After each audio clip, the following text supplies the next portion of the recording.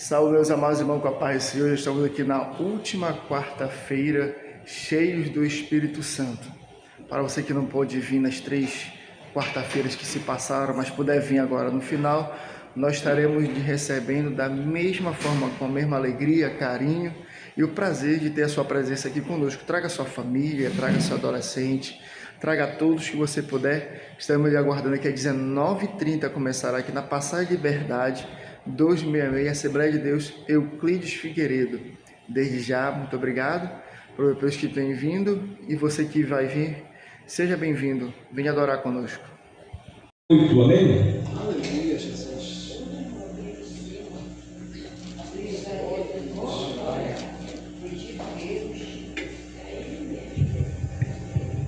Isaías capítulo 38, já está aqui no Datashow, amados. Vamos ler o versículo 1º, 2º e 3º, amém? Vamos falar em uníssono, né? Esses 3 versículos. Uníssono é quando todos falam a mesma voz, amém? 1, 2, 3. Naqueles dias, Ezequias adoeceu de uma enfermidade mortal, e veio a ele Isaías, filho de Amós, o profeta, lhe disse: assim diz o Senhor, põe em ordem a tua casa, porque morrerás e não viverás. Então virou Ezequias o rosto para a parede e orou ao Senhor, e disse: ah, Senhor, lembra-te, peço-te, de que andei diante de ti em verdade e com o coração perfeito, e fiz o que era reto aos teus olhos. E chorou Ezequias, ou também chamado amargamente. Pode sentar-se, igreja, amém? Glória a Deus, amados. É um prazer estar aqui novamente nesta casa, após alguns anos. Essa é a segunda vez que nós estamos aqui ministrando a palavra de Deus. A primeira vez foi na gestão do pastor Gerson, amém? E hoje na gestão do pastor Alex, um amigo nosso, como falei, desde os tempos da Filadélfia. Pastor Joás está lá, um amigo meu também.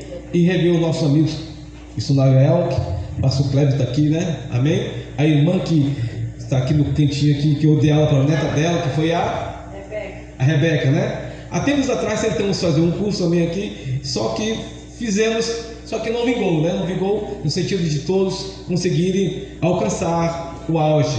Mas creio que em 2026 será diferente, e o Senhor irá colocar na igreja novos músicos de excelência na casa dele, amém? Glória a Deus. Noite cheios do Espírito Santo, né? Assim conforme o tema que foi nos dado. Glória a Deus. Amados, quem já ouviu falar de Ezequias aqui da noite às mãos? Agora, para você entender Ezequias, você tem que voltar um pouquinho atrás e entender uma coisa. Ezequias foi rei de que reino? Alguém sabe aqui? De Judá, certo? Ele foi o 14º rei do reino de Judá, amém? Mas voltemos um pouquinho atrás. O primeiro rei de Israel, a Bíblia diz que foi quem? Saul. Veio da tribo de Benjamim. Saul ou benjamita. Só que Deus o reprovou, e Deus já tinha escolhido quem? Davi, o homem segundo o coração de Deus, amém? Que veio da tribo de Judá, amém? O filho do irmão Jessé, que tinha ainda mais 9 irmãos na sua casa, amém? Só que quando Davi ele falece, assume o trono o seu filho Salomão, porque Davi tivera 40 filhos. O total que Davi teve de filhos foi 40, dividido em 7 esposas que ele teve, amém? Naquele tempo, amados, era normal um homem ter mais de uma esposa. Era naquele tempo, viu? Hoje não, tá bom? Só naquele tempo, amém? Então Davi passou o trono para Salomão, o seu filho. Quando Salomão, já quase no final da sua idade, Salomão ele se desvia um pouquinho do propósito de Deus, que quase ele vai para o inferno, amém? Só que Deus foi tanto benevolente com ele e trouxe de volta. Foi quando Salomão escreveu o livro de Eclesiastes, porque já tinha escrito o que? Provérbios e cantares, amém? Glória a Deus. Agora, quando Salomão falece, assume o trono quem? O seu filho? Quem? Roboão. Roboão, quando assume o trono, ele fala o seguinte: ele chega com os nobres, com os conselheiros da casa e diz: o que eu devo fazer para fazer um bom reinado? Aí os conselheiros disseram: olha, Roboão, nós servimos a Davi, teu avô, servimos ao teu pai Salomão. Porém, se você quer ser um bom rei, faça conforme os teus pais fizeram. Amém, por isso. Era o conselho que ele devia levar em frente. Porém, aos olhos de Roboão, não ficou muito bom. Então ele chega com os seus amigos do tempo de escola, do tempo de colégio, do tempo que jogava rabiola, virava rabiola, jogava futebol, jogava peteca. Então ele, Roboão, chamou os seus amigos e disse assim: meus amigos, o que eu devo fazer para fazer um bom reinado em Israel? Os amigos falaram assim: olha, se tu quer ser um bom rei, coloque esse povo para trabalhar. Esse povo é muito preguiçoso, esse povo não quer fazer coisas boas.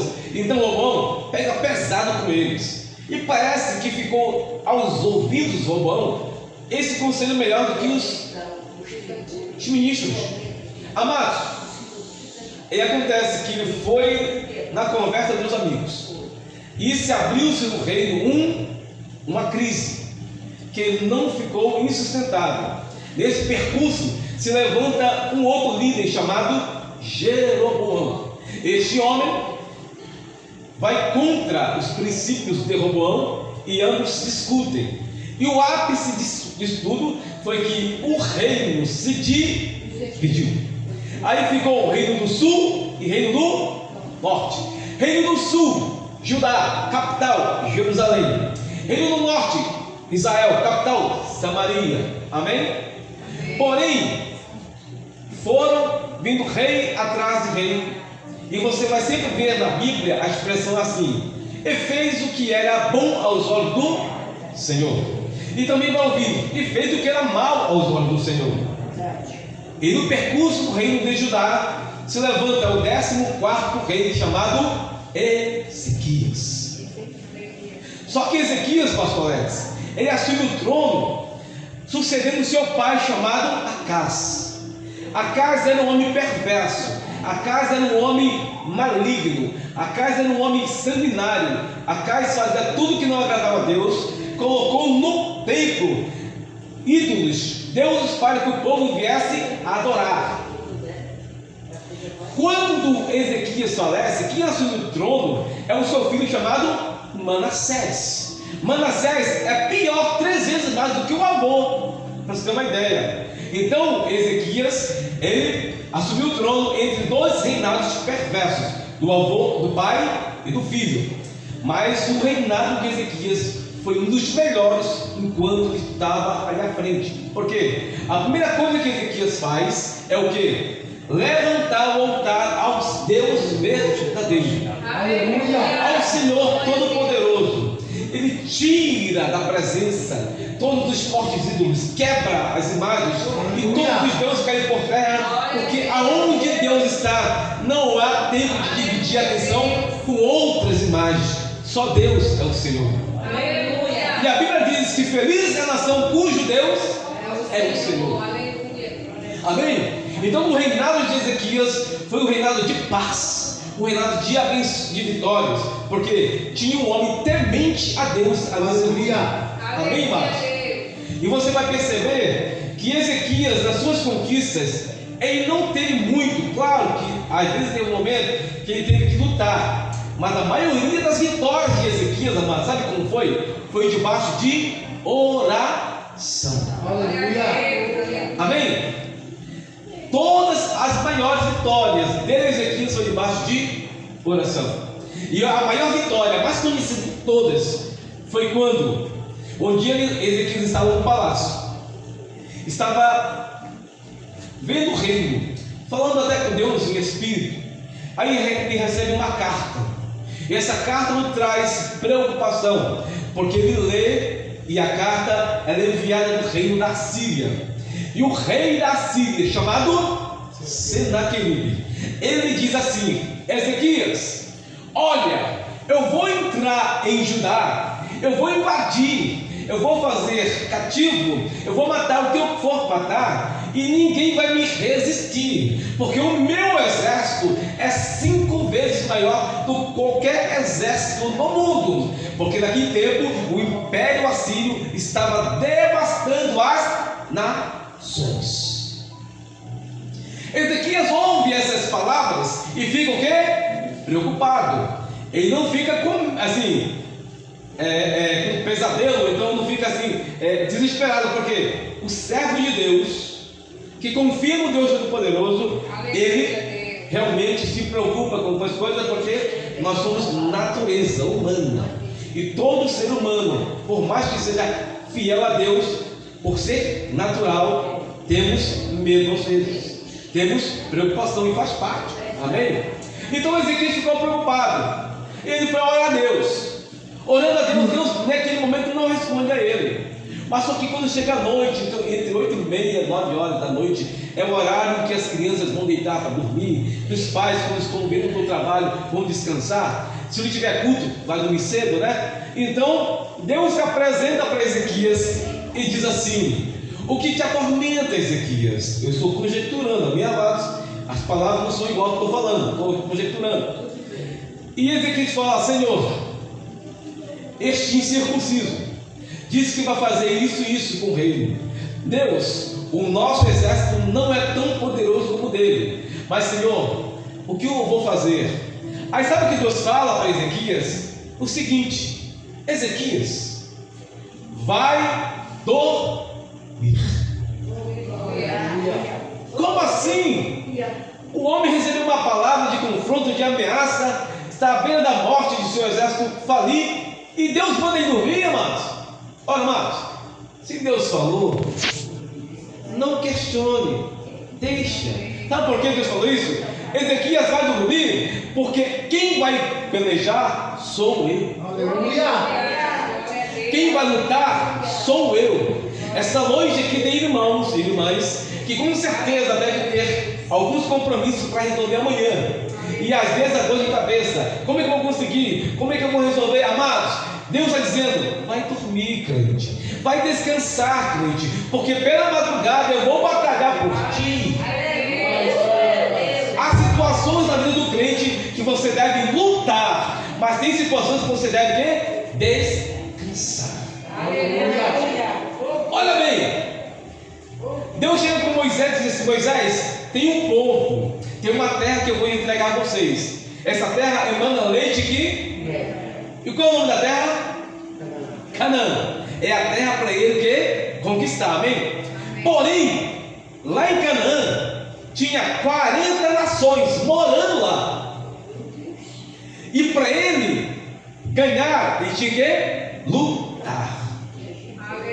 E ainda essas 40 nações, no meio delas estava o quê? A nação dos anaquins, os homens gigantes. Ora, tem momentos que você tem que lutar, mas tem momentos que você tem que descansar. Nesse caso de Ezequias, Deus fala: de Ezequias, descansa, porque eu vou batalhar essa peleja. Amém, amados? Então você tem que ter muita intimidade com Deus para saber quando a situação é para lutar e quando é para ela ter descansar. Tem crente que inverte a situação. Em vez de orar para Deus ter misericórdia, Deus quer fazer justiça. Então às vezes ele ora para Deus fazer justiça e Deus quer fazer misericórdia. Para entender isso, tem que ter discernimento da parte de Deus. Aleluia. Amém, igreja? Então ele falou: Ezequias, dorme, porque eu vou pelejar. E Ezequias foi dormir. Amados, quando chegou a noite, madrugada, Deus reúne o seu clero maior, que são os anjos, porque os anjos, eles se dividem em categorias. Os maiores são quem? Os arcanjos. Depois vem os querubins, serafins e anjos. Então qual é a categoria de anjos que é de lutar? Quem é? Os arcanjos. É arcanjo que luta, amém? Então Deus tinha 2 arcanjos lá para resolver para ele. Um deles era Miguel. Só que Deus falou: não, Miguel, não vai nessa batalha, porque tu tens uma outra batalha lá com Daniel daqui a pouco. Vai lá na oração de 21 dias com Daniel. Eu vou levantar quem? Rafael vai levar aqui. Luta por mim. Então, Deus mandou o arcanjo Rafael. Ele desceu no arraial dos assírios. E naquela noite, pastor Alex, aquele anjo foi matando, destruindo todos os assírios. E quando ele não matava, os próprios assírios, um matava o outro. Amém? Totalizando um número de total de quantos soldados? 185 mil soldados. Olha esse exército, amados. Realmente é difícil lutar e crescer e vencer esse exército, que era muito numeroso, muito grande. Amém? Então todo o exército morreu. Ficou apenas, para contar a história, sabe quem? O próprio Senaqueribe, que fugiu da guerra. Ele fugiu e voltou para a sua cidade, para a sua terra. Só que ele não esperava que, quando ele chegou na sua cidade, ele foi morto pelos seus próprios filhos, Adrameleque e Serazer. Este homem, Senaqueribe, caiu por terra. Por quê? Todo aquele que se levanta contra o Todo-Poderoso não prevalece. Aleluia! Amém? Mas tudo isso Deus fez por quê? Por causa do seu filho chamado Ezequias, que tinha o quê? Intimidade com, aleluia, Jesus. Ezequias era um homem de oração. Ezequias era um homem cheio do Espírito Santo. Ezequias, o filho da irmã Ábia, que a irmã Ábia, quando soube que ele ia ter um filho, ela ora a Deus e diz assim: meu Deus, meu esposo tem outras esposas além de mim. Meu esposo é um homem perverso. Meu esposo é um homem sanguinário. Meu esposo tem sangue nos olhos. Meu Deus, eu estou grávida dele. Vou gerar um rapaz, um menino. Pois eu te peço agora, Deus, coloco nas tuas mãos o meu filho. Eu não quero que ele seja igual ao pai, mas toma direção. E na oração da irmã Ábia, Deus realiza o sonho, e colocando Ezequias nas mãos do Senhor. E Deus colocou Ezequias dirigindo.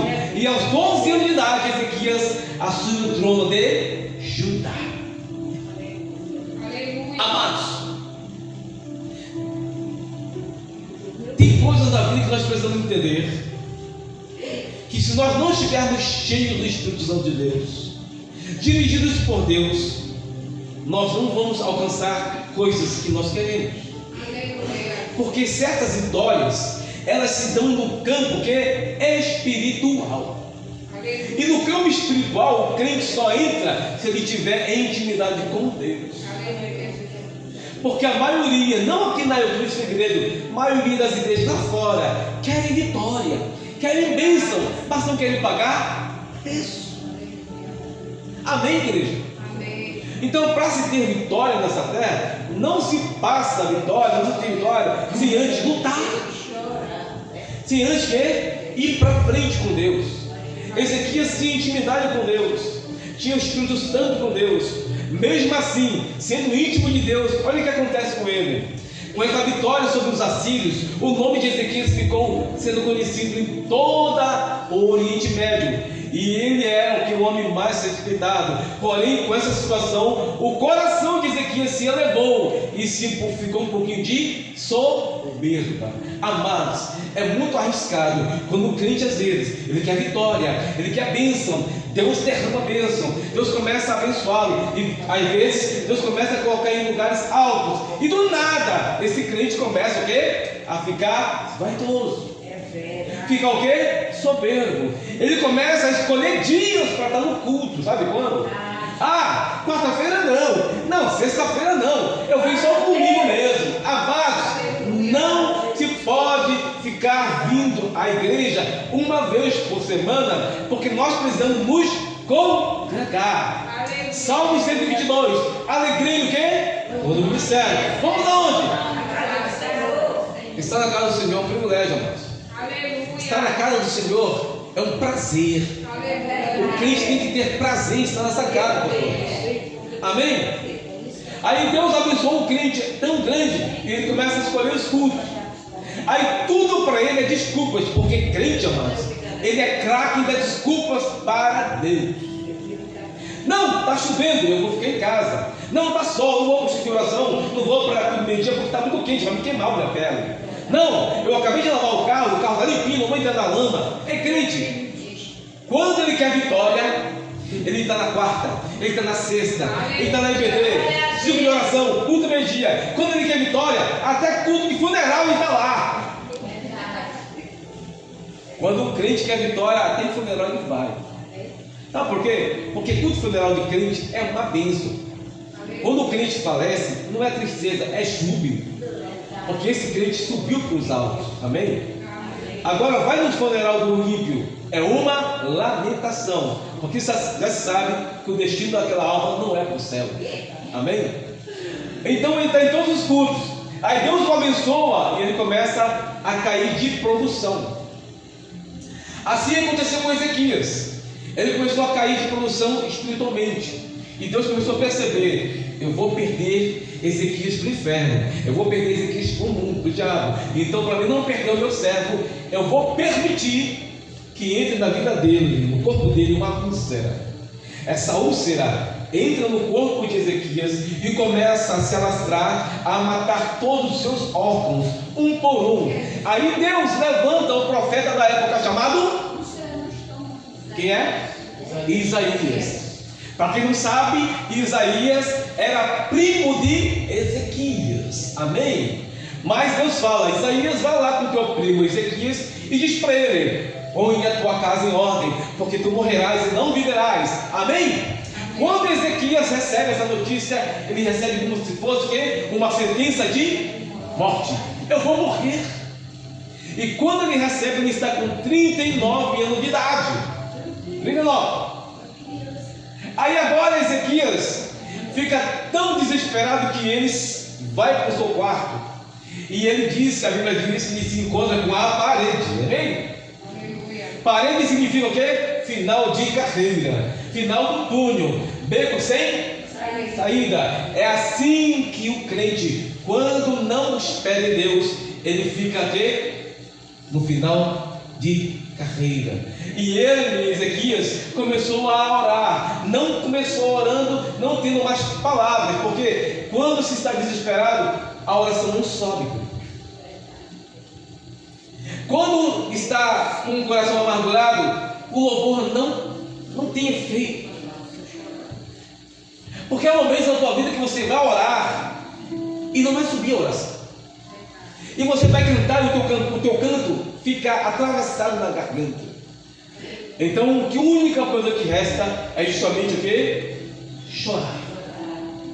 Por quê? Quando o crente ora, tem crente que tem uma boa oratória, uma boa palavra, um linguajar, ora tão bonito que quem está do lado está dizendo assim: esse irmão está cheio do Espírito Santo. É muita palavra, mas não é sincero. Amém? O irmão, ele canta tão bem, toca tão bem, está cheio de unção. Não, é só técnica. A unção nem subiu. Mas uma coisa que é impossível para o crente ou para qualquer pessoa é mascarar um choro. Ninguém consegue. Então, quando você chora realmente, é porque você está o quê? No seu limite. E quando Ezequias chorou amargamente, quem já chorou amargamente aí nas suas mãos? É aquele choro que fica preso, né, irmão? Quer sair pela boca, não consegue, né? Não tem porquê. Deus, eu não aguento mais, me mata logo. Já pensou se as orações que fizéssemos, Deus ouvisse todas elas? Nós estaríamos lascados, irmãos. Porque cada crente dizendo besteira, não aguentou, Deus me mata logo. E se Deus matasse? Né? É por isso que certas orações Deus nem ouve, porque sabendo que está falando besteira. Amém? Então, Ezequias chorou amargamente. E quando ele começa a chorar, Deus começa a ver algo diferente no choro dele.